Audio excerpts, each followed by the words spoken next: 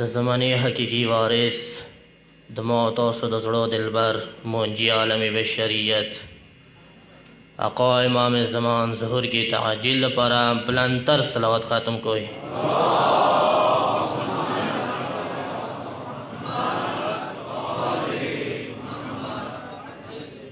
اعوذ باللہ السمیع العلیم الشیطان اللعین الرجیم. بسم اللہ الرحمن الرحیم. الحمد للہ الواحد الاحد الصمد المتفرد الذي لا من شيء كان ولا من شيء خلق ما كان. والصلاة والسلام على سيدنا ونبينا وشفيع ذنوبنا وعلى آله الطيبين الطاهرين المعصومين المظلومين المتطهرين الغر الميامين،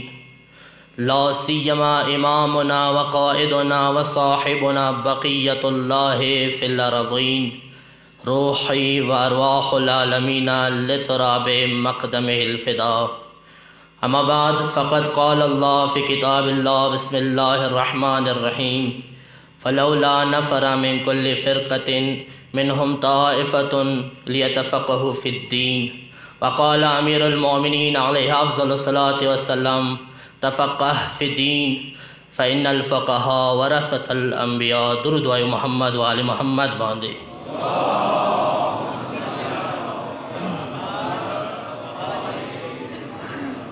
عزیزان گرامی قدر، ابتدا کې خپل ډیر عزیز و محترم ما مشران ما دپاره ډیر عزیز و محترم دي ټولو عزیزانو وروڼو نه علماو نه خپلې ګناهګارې ژبې ته حرکات ورکولو اجازات غواړم. ډیر خوشحال یم په زړه کې د دا یم چې نن به یقینا د ما تاسو جنان مولا څومره خوشحال وي. د ما تاسو مولا بنن څومره عظیم مسرت حالات کې وي چې د هغه شیاره جمع شوي دي د امام حقیقي جانشینو خراج عقیدت ګلونه وړاندې کولو دپاره یوه ځای کې ټوله شیاره جمع شوي دي. یقینا مولا رضایت دپاره تاسو همدغه جمع کفي دی. مولا یقینا داسې جامو نه داسې جلساتو نه داسې ګروپونو نه ډېر راضي دی، ډېر خوشحال دی. ما ته کومه ذمهداري راکړې شوې دی قرآن و روایاتو ورو سره د اجتهاد و د تقلید اثبات دی. یقینا اجتهاد و تقلید د موشیو فخر و مباحات دپاره کافی و عظیمه مرتبه و اصول و قاعده دی. شیاو سره صرف اجتهاد کور سره وي نوره هر څه نه مو چشم پشي وکړو، صرف انده اجتهاد مو فخر دپاره کافي دی. دغه اجتهاد قرآن نه راخسته شوی دی، د علماو خیټو نه دی رابستلی. مولا امام جعفر صادق علیه افضل الصلاة والسلام ته یو کس راغلو. مولا نه پوښتنه کوي: مولا که خدا نخواسته مو باندې داسې وخت راغلو چې مو منځ کې امام نه وي، مو منځ کې زمانې وخت امام نه دی موجود، بیا چی وکړو؟ نه امامو ته دغه آیات تلاوت وکړلو، څه مو سرنامه کلام هم وګرځولو: فلولا نفر من کل فرقة منهم طائفة.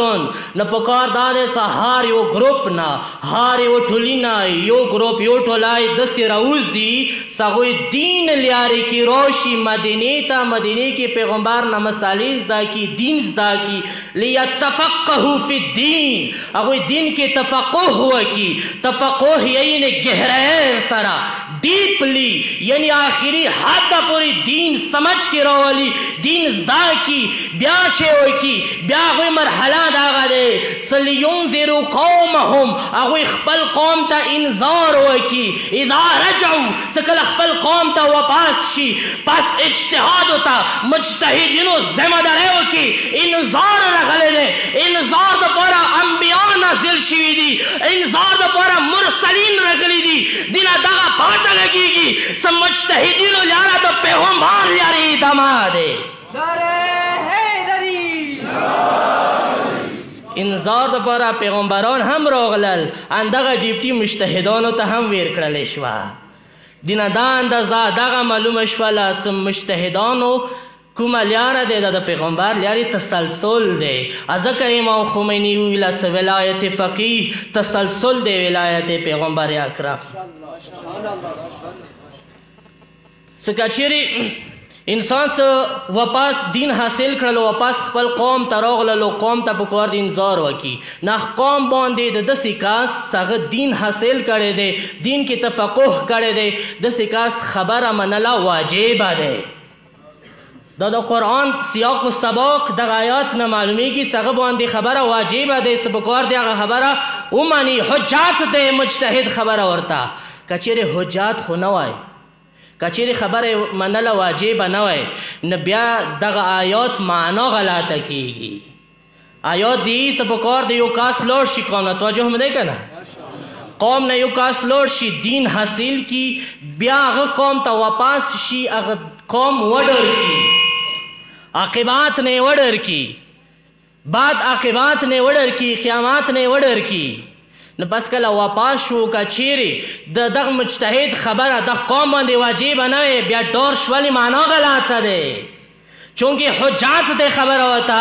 ځکه ډور انذار والا لفظ کې راغلی دی ځکه انذار والا خبره درسته رسي. نه دې آیات رو سره ثابتېږي چې هر یو مجتهد خبره ټولو باندې واجب دی او حجت دی ورته. دویم آیات هغه دی فاسألوا اهل ذکرم ان کنتم لا تعلمون. تاسو که چیرې نه پوهېږئ بیا اهل علم نه پوښتنه وکړئ. توجه مو دی وروڼو څه مطلب پروردگار عالم دی آیات کی و عقلی قاعده ښیي مو ته یو عقلی حکم ښیي لکه څرنګه مو نه مخکې د مو ډېر بزرګوار سید بزرګوار صفدر هغه مزاحیه انداز کړی تاسو ته بیان کړلو څه عقل مو ته دغه حکم راکوي چې کوم یو فیلډ ته څه پکار دی هغه فیلډ ایکسپرټ نه پوښتنه وکړي هغه فیلډ کې کوم ماهر دی مغه ماهر نه پوښتنه وکړي. نو خدای د هم اندایي که دین په متعلق نه پوهېږئ بیا فاسألوا اهل ذکر بیا اهل علم نه پوښتنه وکړئ. زه کله بیمار شوم ډاکټر ته ورڅم ویلې ډاکټر ته ورڅې چونکې د فیلډ کې ماهر مغه دی ایکسپرټ مغه دی څه کله دین والا خبره ته نه زده بیا په کار د ایکسپرټ ته ورشي څه چا دین کې تخصص کړی دی چا دین کې 40-50 قاله قال الباکر قال صادق ویلي.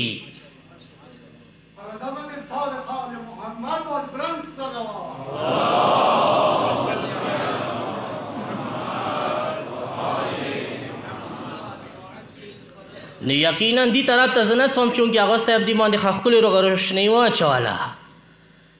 څه کله یو انسان میډیکل ویلنې نه بغیر ډاکټر نشي جوړېدای بیا دین ویلنې نه بغیر دین شناس څنګه جوړېدای شي. اندی خبرې ته د مو تاسو عظیم مولا دی حدیث کې اشاره کړې ده اما الحوادث الواقعه فرجعوا الى روات احادیثنا.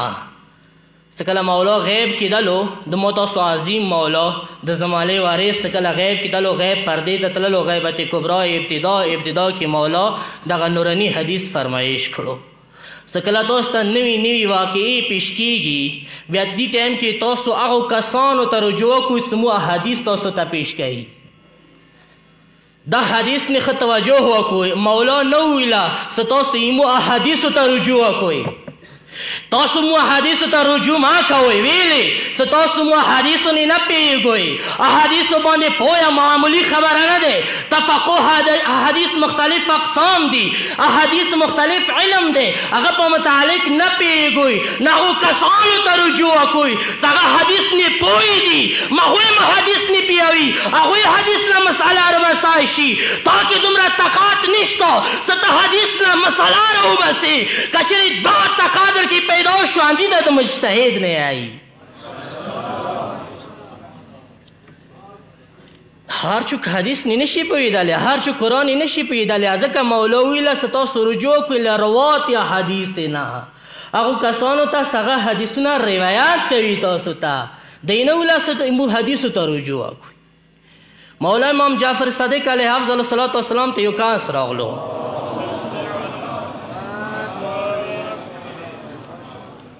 مولا نه پوښتنه کوي مولا که چیرې دوه کسان دي خپلو منځو کې لانجه شوله یوې مسئلې باندې اختلاف راغللو کیف یصنعان نو هغوی څه وکړي توجه مه دی خپل منځو کې اختلاف راغللو امام هم نه دی موجود اوس څه وکړي هغوی باندې ذمهداري څه رسي مولا دی څه دغو اردو کاسو باندې واجبه دی څه خپل ځای کې وکسي څه هغه علم دین کې تفقه حاصل کړی دی علم یې حاصل کړی دی مغه ته مراجعه وکړي یا امام هغه کس هغه دین کې تفقه حاصل کړی دی هغه طرف ته رجوع وکړله هغه یو حکم متصادر کړلو هغه حکم په متعلق کې دوی ته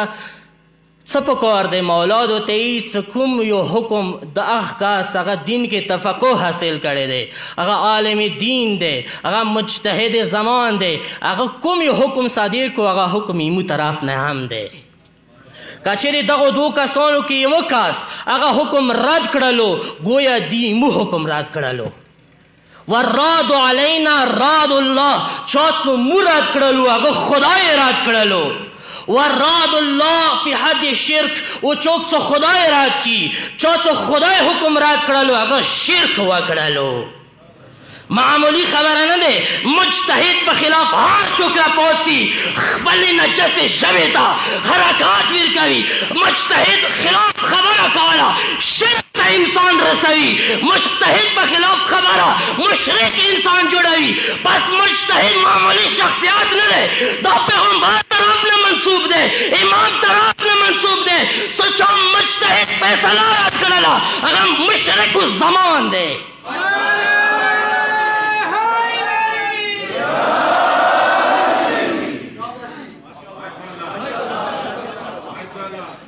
هیڅ کله تا ته څوک دا اجازات نشي درکولی څه هر څه د ژبې کې راشي ورته هغه شخصیت په متعلق وایه څه هغه حافظا لدینه څه هغه تا ته دین وساتلو که چېرې نن رهبر نه وی د علي زوی سید علي سیستاني نه وی نن به کربلا نه وه نن به شام نه و هغه داعش څه هغوی ټارګېټ هغوی هدف مکه نیولې وه څه مکې حده پورې به څو کربلا به ډنګوو زینب کبرا هغه عظیم زیارت به ډنګوو مکه به ډنګوو اما سید علي سیستاني بزرګار میدان ته راغللو د علي زهرا زوی سید علي خامنه‌ای میدان ته راغللو مکه خو ډېره وړیا خبره ابتدایي ځای کې شام کې هغوی داسې نجس شکست یې ورکړلو هغوی نجس وجود به اخري وخته پورې اخري نسل پورې دغه شکست یاد ساتي هغوی ذهن و ګمان کې به هم بیا د پاک و مقدسو سرزمین ته سوچ و فکر کې به هم خبره رانشي حزب فقط حزب الهی فقط حزب الهی رهبر کے فرمان پر جان بھی قربان ہے رہبر کے فرمان پر جان بھی قربان ہے رہبر تیرا ایک اشارہ رہبر تیرا ایک اشارہ نن حقیقی وارث د زمانه چختان د زهرا زوی خامنه‌ای دی حقیقی وارث د دغ دین زهرا زوی سیستانی دی